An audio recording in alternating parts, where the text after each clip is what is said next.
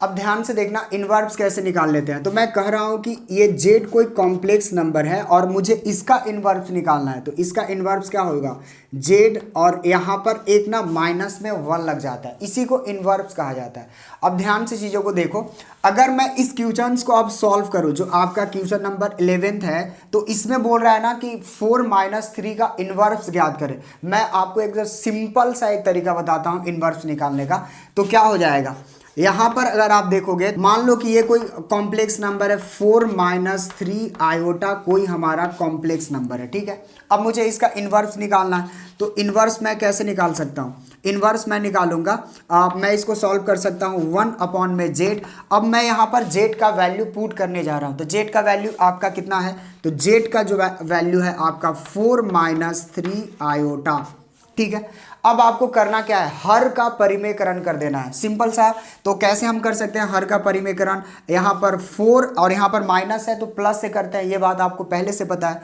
तो यहाँ पर प्लस हो जाएगा 3 आयोटा अपॉन में 4 + 3 आयोटा। क्या इतनी बातें क्लियर है। अब देखो एक काम कर लो, a + b × a - b, a² - b² होता है, ये फॉर्मूला मैं यहाँ पर लिख देता हूँ।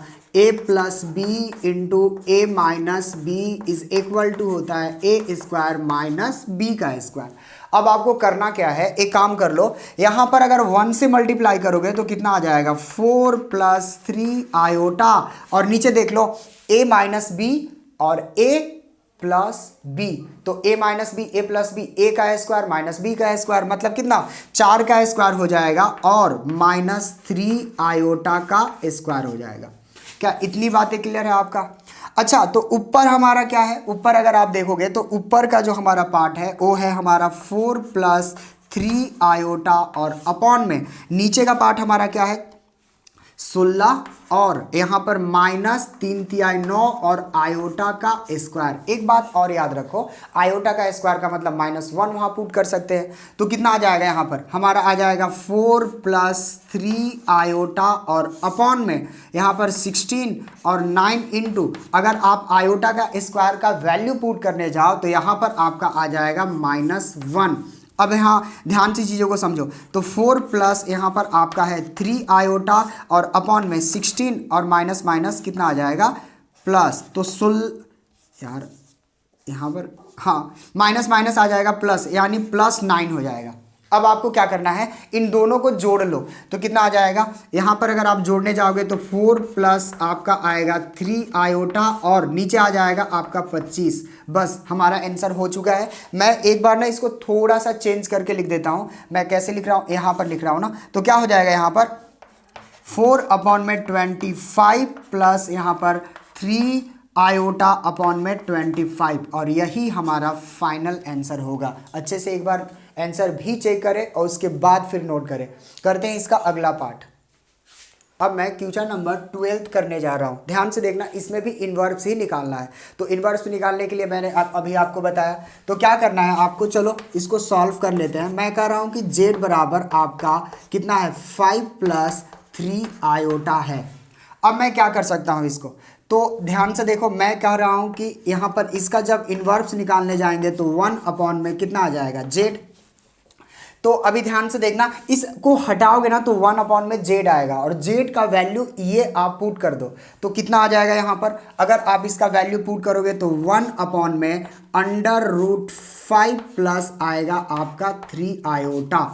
अब इसका कर लो हर का परिमेयकरण। अगर मैं इसका हर का परिमेयकरण करूं तो कितना आ जाएगा यहाँ पर 1 में √5 और प्लस यहाँ पर आपका आएगा 3 आयोटा इंटू, क्योंकि मैंने बताया था कि अगर यहाँ पर प्लस हो तो माइनस से किया जाता है, माइनस हो तो प्लस से किया जाता है। तो यहाँ पर क्या हो जाएगा आपका 5 और -3 आयोटा, और अपॉन में √5 - 3 आयोटा। फिर से वही एक formula a + b × a - b, a² - b² होता है। तो क्या होगा यहाँ पर, अगर आप चीज़ों को ध्यान से देखोगे तो यहाँ पर आपका ऊपर आ जाएगा कितना 5 - 3 आयोटा, और अपॉन में कितना आएगा, अपॉन में आएगा a + b × a - b, a का स्क्वायर, यानी a का स्क्वायर करेंगे, देखो √5 का स्क्वायर करोगे तो √5 का स्क्वायर का मतलब 5 ही आएगा। अंडर रूट 5 का मतलब कितना आ जाएगा, सिर्फ 5 आएगा, और इसका स्क्वायर करोगे तो कितना आ जाएगा, यहाँ पर आपका आ जाएगा 3 तिहाई 9 और आयोटा का स्क्वायर। ठीक है, अब आपको करना क्या है, अब आप ध्यान से चीज़ों को समझेंगे। अब यहाँ पर करना क्या है, ऊपर का जो पार्ट है मैं सेम टू सेम वैसा ही छोड़ रहा हूँ, मतलब यहाँ पर √5 और -3 आयोटा और अपॉन में नीचे हमारा कितना आया 5 और माइनस, अगर मैं 9 है और यहाँ पर आयोटा का स्क्वायर का मतलब -1 रख सकता हूँ, तो यहाँ पर मैं रख रहा हूँ -1। तो हमारा कितना वैल्यू आ गया, हमारा वैल्यू जो आया वो हमारा कितना आया, √5 - 3 आयोटा अपॉन में यहाँ पर देखो माइनस माइनस कितना हो जाएगा यार, यहाँ पर तो ऑलरेडी प्लस था ना, मैं यहाँ पर मिस्टेक कर रहा हूँ, तो 5 और यहाँ पर आपका आ जाएगा -9। ठीक है, -9 अगर आप घटा लो तो घटाने के बाद आपका वैल्यू कितना आएगा, घटाने के बाद आएगा आपका 5 - 3 आयोटा और यहाँ पर -4 आएगा। एक बार -4 के साथ लिख दो और एक बार आप लिख दो किसके साथ, तो क्या हो जाएगा कितना √5 अपॉन में 4 और यहाँ पर देखो ये वाला वैल्यू में ऊपर और यहाँ पर प्लस मैं लिख सकता हूँ 3 आयोटा अपॉन में कितना 4, और यही हमारा फाइनल आंसर होगा। ठीक है, कितना -√5 अपॉन में 4 और +3 आयोटा अपॉन में 4, ये हमारा फाइनल आंसर होगा। करते हैं इसका क्वेश्चन नंबर 13। तो अब मैं कैसे इसे सॉल्व कर सकता हूँ, सिंपल सा एक पार्ट करता हूँ। आपको क्या करना है कि z बराबर ये आपका कोई आयोटा, अब आपको क्या करना है, लेट कर लेना है कि z बराबर आप मान लेते हो कि क्या है माइनस आयोटा।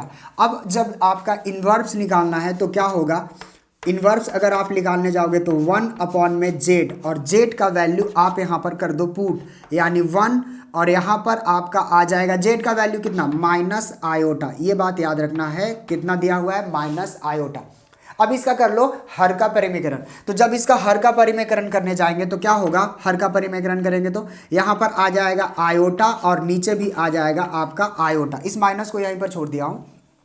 अब मैं क्या कर सकता हूँ, ऊपर अगर आप मल्टीप्लाई करोगे तो ऊपर आएगा आयोटा और नीचे आएगा माइनस, और यहाँ पर आपका आ जाएगा कितना आयोटा का स्क्वायर। ठीक है, तो अब यहाँ पर क्या कर सकते हैं, ऊपर तो हमारा है कितना, ऊपर है हमारा आयोटा और नीचे है हमारा कितना माइनस, और आयोटा का स्क्वायर का मतलब कितना होता है -1 होता है, आयोटा का स्क्वायर का मतलब -1 होता है। तो यहाँ पर आप लिख दो -1 और ऊपर आपका है आयोटा और माइनस माइनस आ जाएगा आपका प्लस। अच्छा नीचे कितना है 1, तो 1 का तो वैल्यू नहीं है, और ऊपर हमारा कितना है आयोटा, तो मैं यहाँ पर क्या कर रहा हूँ सिर्फ आयोटा आंसर लिख रहा हूँ। आप इसे नोट करें और इसका करते हैं लास्ट वाला पार्ट।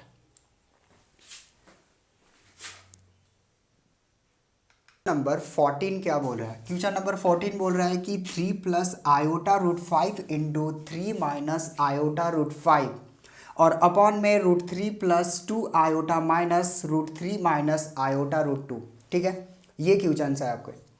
तो सबसे पहले एक चीज़ याद रखो इस क्वेश्चन को सॉल्व करने से पहले कि अगर यहाँ पर आप चेक कर लो कि a + b × a - b क्या होता है, a + b × a - b a² - b² होता है। तो मैं लिख सकता हूँ a + b × a - b is equal to होता है a² - b²। ये फार्मूला का यूज करने वाले हैं और उसका यूज करके इस क्वेश्चन को सॉल्व करेंगे।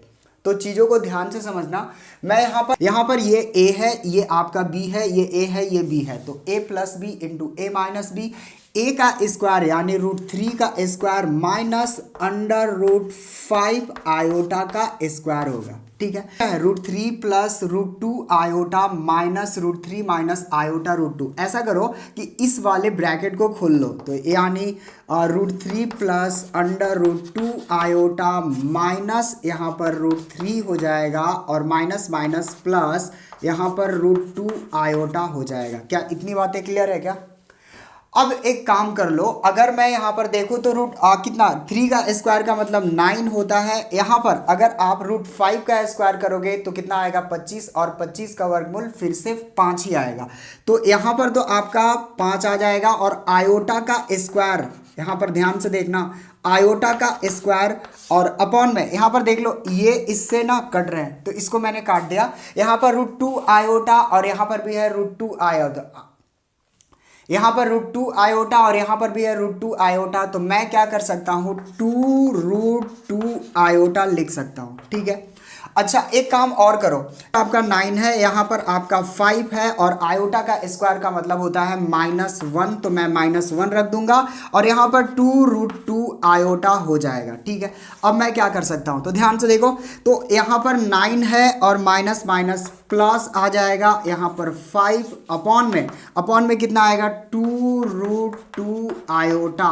अच्छा यहाँ पर 9 5 14 हो जाएगा और यहाँ पर 2√2 आयोटा हो जाएगा, ठीक है। मैं इसको काट सकता हूँ तो कितना आ जाएगा, यहाँ पर 7 अपॉन में कितना हो जाएगा 2 आयोटा।